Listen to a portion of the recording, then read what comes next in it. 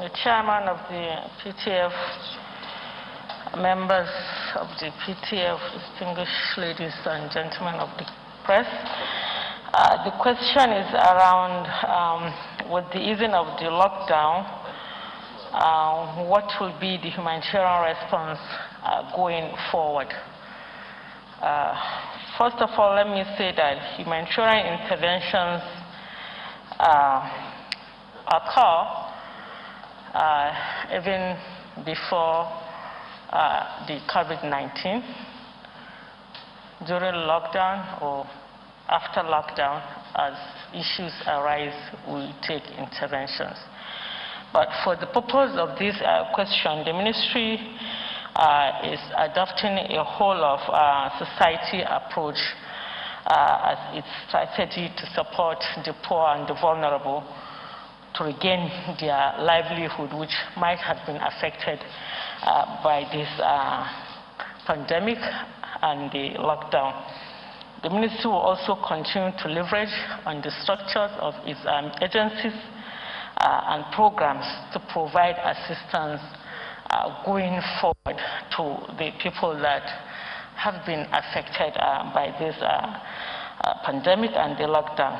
For instance, on the cash transfer, we have adopted a number of ongoing programs to quickly scale up the support using the existing National Social Safety Net project platform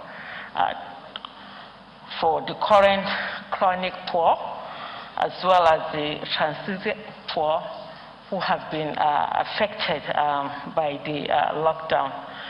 As you may also be aware, on the onset of the pandemic, the National Social Register contained a data of about 2.6 million. Now I'm happy to say that we have about 3.6 million individuals, households that are currently in the National Social Register.